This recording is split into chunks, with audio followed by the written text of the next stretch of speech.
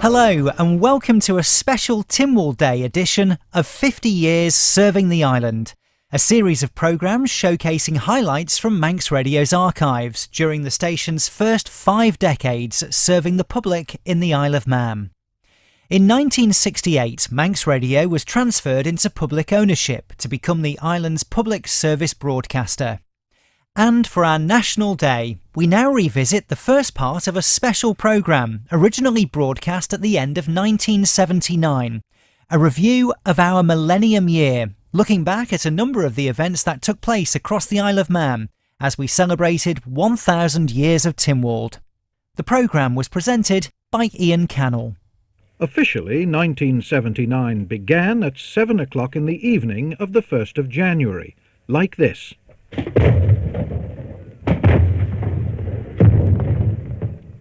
And so Millennium Year was launched, a much heralded milestone approached with high hopes or deep forebodings depending on your point of view. Well, as we've heard, it started quite literally with a bang, and the somewhat incongruous sight of yours truly commentating in the freezing cold on Douglas Promenade in a dinner jacket. Why? Well, after the fireworks, we repaired to the Gaiety Theatre just across the road to see the extensive and very impressive restoration work and to broadcast the Millennium Celebrity Concert. Before it began, they had the official opening of the new Gaiety Bar, where no doubt the members of the Millennium Committee toasted the start of a successful year. The concert itself was no ordinary affair. It began with the national anthem played by the Manx Youth Band, and then a ceremony took place on the stage which set the seal on Millennium Year, the arrival of the Queen's message.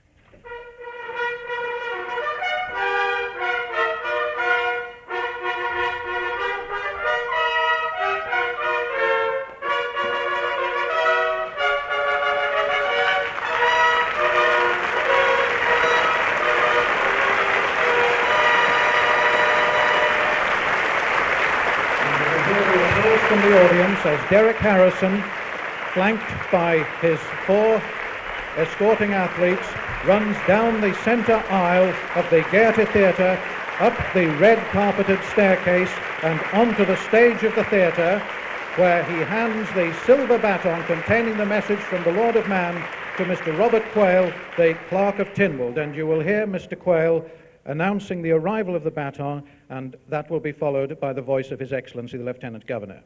Your Excellency, a message from Her Majesty the Queen, the Lord of Man. Mr. Speaker, would you be good enough to read the message?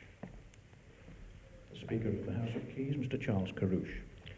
Your Excellency, Your Worship, my Lord Bishop, Your Honours, distinguished guests, ladies and gentlemen, the royal message reads, I am deeply grateful to Your Excellency, the Council and Keys in Tynwald assembled, and the people of the Isle of Man for your warm and loyal greetings. I greatly value the ancient ties which link the Crown with the Isle of Man, and I look forward to presiding at the annual meeting of Tynwald next July and sharing in the celebration of this historic event.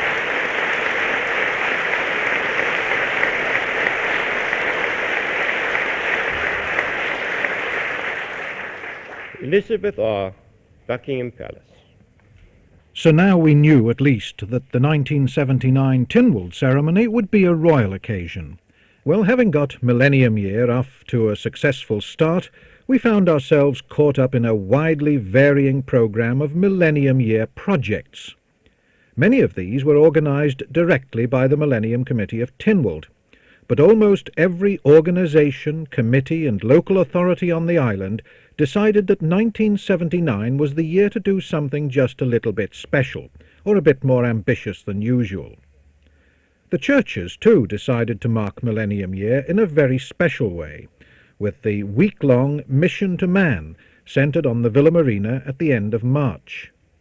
A team of visiting churchmen and women toured the island's churches and schools, and local church members undertook to visit every home on the island with literature.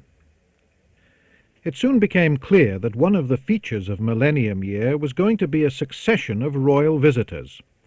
The first of these was Her Royal Highness Princess Anne, who came wearing two hats, metaphorically speaking.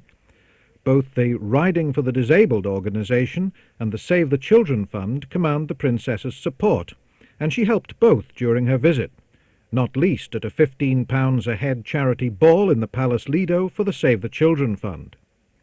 Princess Anne was followed by Princess Margareta of Sweden, who opened the Festival of Women at the Villa Marina just after Easter.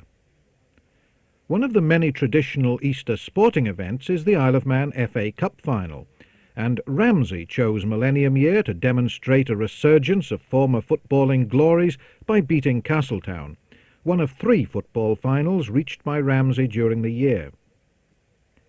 The end of April is the time for the Manx Music Festival, or the Guild as it's generally known. And the top award in the Millennium Guild, the Cleveland Medal, went to Douglas tenor Peter Kringle, who won his 3rd medal like this. Of thee alone my heart is always dreaming. Mine 'tis to toil, rejoice, oh weep for thee.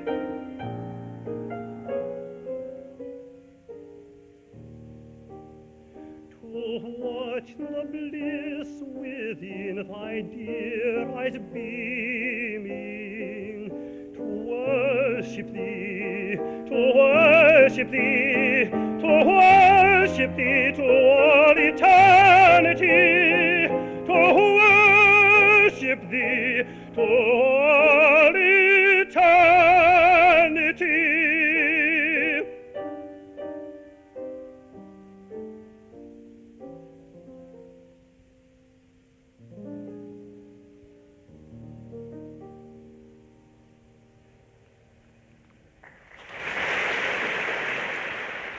Peter Kringle singing I Love Thee by Grieg in the Cleveland Test.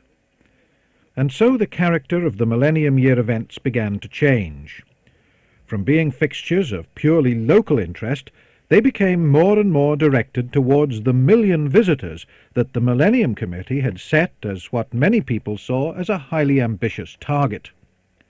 The Millennium was all bound up with the Vikings and their settlement in the island, so businessman Robin Bigland's idea of a commemorative voyage by a replica of a Viking longship was understandable.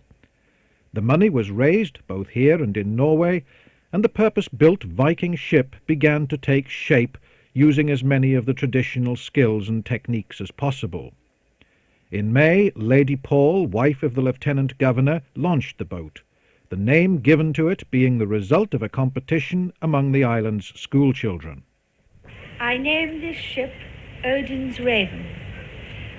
A fair wind to the ship, success and prosperity to her brave and valiant crew, to bring her safely to the Isle of Man. And any moment now, the Millennium Magnum of Champagne will be set loose, and hopefully a good, strong swing. And she's launched a first-time shot. And now Odin's Raven slowly sails into the fjord here at Ansoy. Tremendous moment, the band plays, and a tear or two, I think, in the eyes of many of the people here. Eddie, how do you feel? Fantastic. The reaction of skipper Eddie Kakin, with Peter Neal at the launching of Odin's Raven in Norway. Well, by this time the island was building up to the annual invasion by the fans of the TT racers. 1978 had been notable for the storybook return of Mike Halewood. Well, the great man was here again in what he declared to be his very last TT.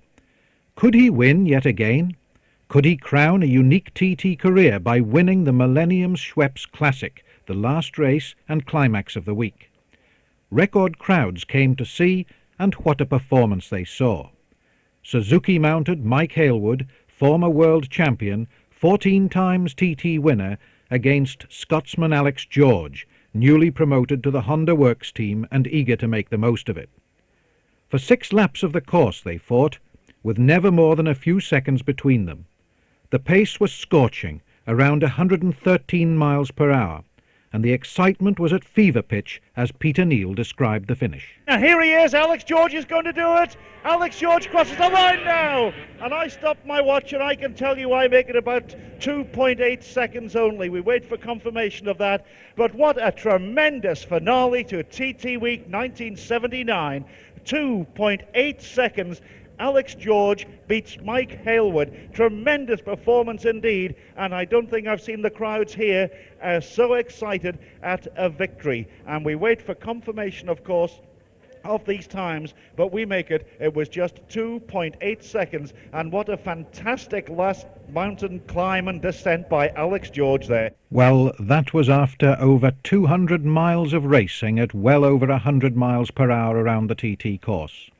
And so Mike the bike was just pipped, almost at the post. What did he think of it all afterwards? Oh, absolutely fantastic. I enjoyed it tremendously. The bike went perfectly. George was just going a bit too quick. That's all I can say. It makes a great pleasure to finish second to a man like Alex today. And is that it? Is that it? That's the last one? That is absolutely it. I'm never going to ride like that again. Thank you. Okay, Mike. Mike Hailwood talking to Chris Carter. You're listening to a special Tynwald Day edition of 50 Years Serving the Island, a series of programmes showcasing highlights from Manx Radio's archives during the station's first 5 decades serving the public in the Isle of Man. And for our National Day, we're revisiting a review of our Millennium Year, presented by Ian Cannell and originally broadcast at the end of 1979. Well, the Viking longship Odin's Raven had been launched, as we've heard. Her sea trials were completed, and then came the great day for the start of her 1,500-mile voyage to Peel. Manx Radio did a live link-up with Norwegian radio, and Peter Neal handed over to a Norwegian reporter who described the scene at Trondheim.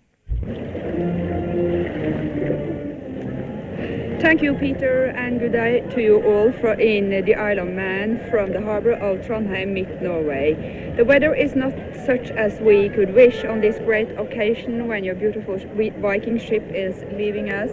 It has been raining and there's no wind, but in spite of the rather bad summer weather, several thousands of Trondheim inhabitants are present to see Odin's Raven set out for its long journey across the North Sea.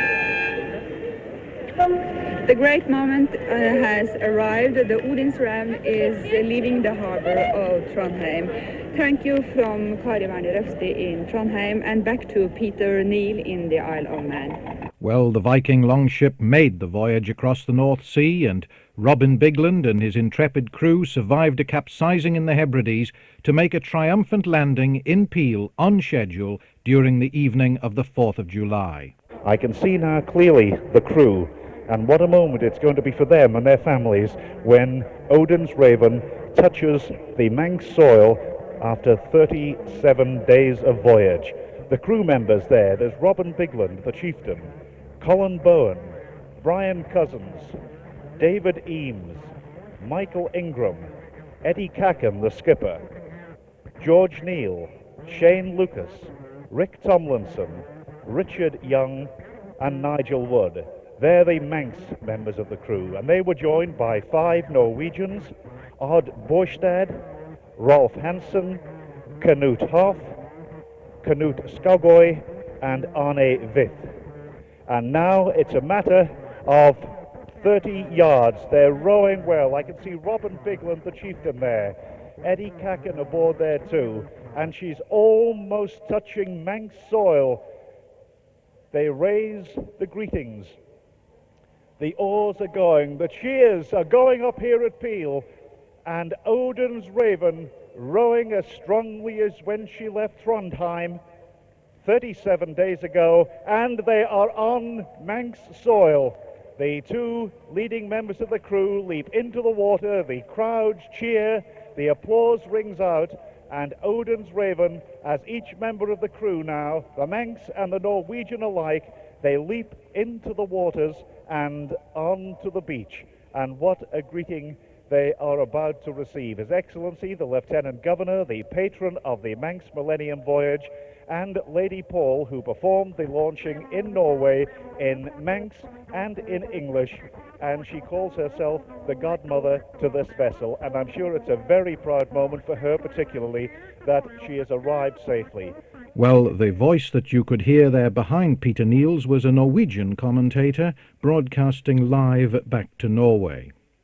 But while the latter-day Vikings were still sailing around the west coast of Scotland, the Lord Bishop of Soda and Man led the Manx people in a national service of thanksgiving, held in the cradle of Christianity in the island, Peel Castle. That was held on Sunday the 1st of July, the beginning of Tynwald Week. Preparations had been going on for weeks, even months.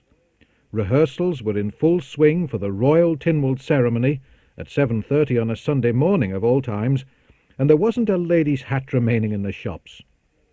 Royalty meant pageantry, splendour and military ceremonial, and a whole host of military personnel descended on the island, guardsmen and parachutists saluting guns and horses, bands and trumpeters. And they all came together for 2 memorable nights at the Bowl in Douglas to stage a floodlit military tattoo, and then it was Tynwald Day. St. John's was beset by grandstands, television scanner vans, portable loos, marquees housing closed-circuit televisions, stalls upon stalls, and hawk-eyed security men. From all over the world, Manxmen had come to be there on the great day. From the early hours of the morning, the crowds had gathered to witness the ceremony which was to be unique in the whole world, the Millennium Tynwald ceremony. It was a slightly overcast morning on the 5th of July as the royal flight from Edinburgh arrived at Ronaldsway Airport. Then Her Majesty the Queen and His Royal Highness the Duke of Edinburgh travelled to St. John's in an open carriage, accompanied by a travelling escort of the household cavalry. This is how I described the scene for radio listeners. The leading members of the travelling escort have already arrived opposite to the reception area, and here now is the royal procession. The royal carriage, one of the landors from Ascot, being drawn by 4 Windsor grey horses. And you will be able to hear the cheering behind me as the royal party arrives at St. John's. 2 carriages. The second brings the Queen's Lady-in-Waiting, the Countess of Airlie, Crown Equerry and other members of the royal party, but now Her Majesty the Queen has arrived at St. John's.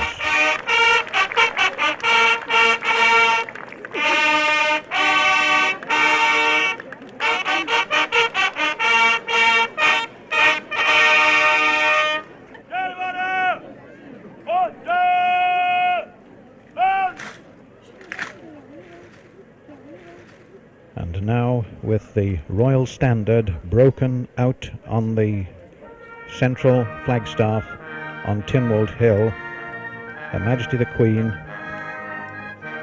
accompanied by the Guard Commander, moves forward to carry out her inspection of the Guard of Honour found by the 1st Battalion Scots Guards, based at Chelsea Barracks in London.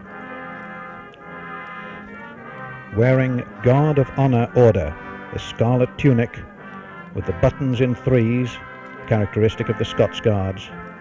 The soldiers wearing bearskins, which incidentally are made of real bearskin. The officers are larger, they come from the female bear, and this being the Scots Guards, there is no plume in the bearskin.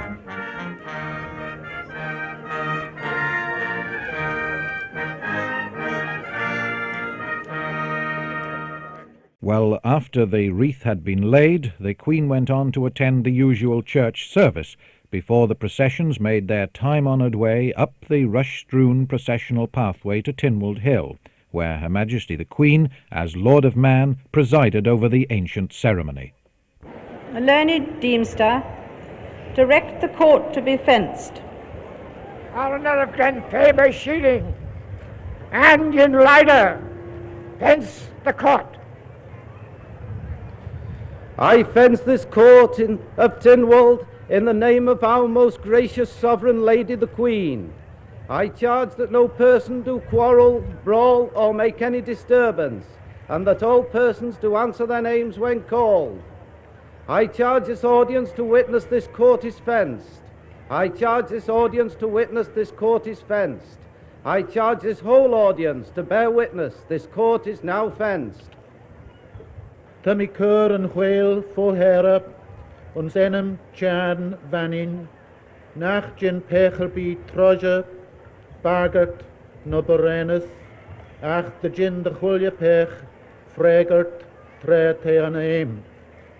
Tá mi cur cortus an enish, de vel an chwail fóhera. Tá mi cur cortus an enish, de vel an chwail fóhera. Tá mi cur cortus a cledden enish shaw, de vel an chwail fóhera. Incoming coroners, take the oath in ancient form to execute your offices for the ensuing year and receive your staves of office from the hands of Her Majesty the Queen.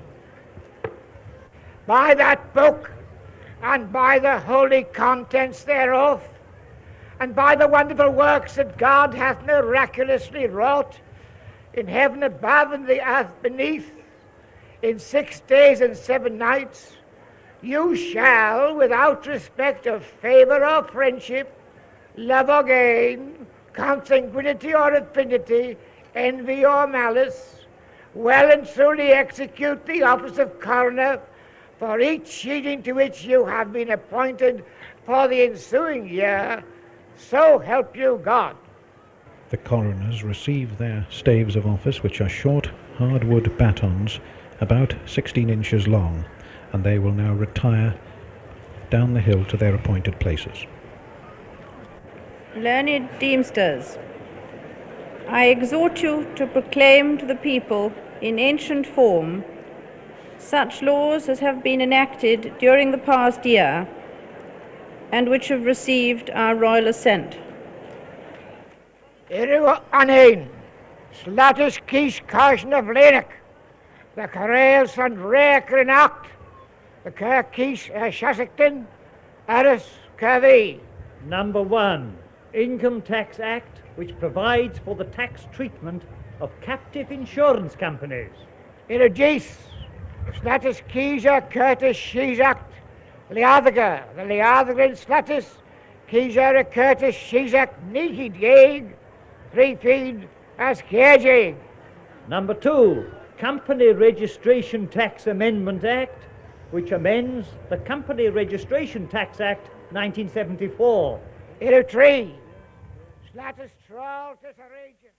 The law relating to the transfer of securities. Iru Jai, slatus Cronhern Thayak, Melia Vlenak, the Kirk Jens and Camel Cronhern Thayak, Slovene Nihid Yeg, 3 feet as Nijig. Number 10, Millennium Public Lottery Act, which authorizes the holding of a public lottery in 1979. Freemen of man, in your ancient Tynwald assembled, I call upon you as an expression of your loyalty to give 3 cheers to Her Majesty the Queen. Hip hip! Hooray! Hip hip! Hooray! Hip hip! Hooray! You've been listening to a special Tynwald Day edition of 50 Years Serving the Island, part 1 of a review of our Millennium Year, presented by Ian Cannell and first broadcast at the end of 1979. The full programme is now available at manxradio.com/portal, along with lots of exclusive content from Manx Radio's first 5 decades as the island's public service broadcaster. And we'll bring you part 2 of this programme this Sunday morning at 9:30.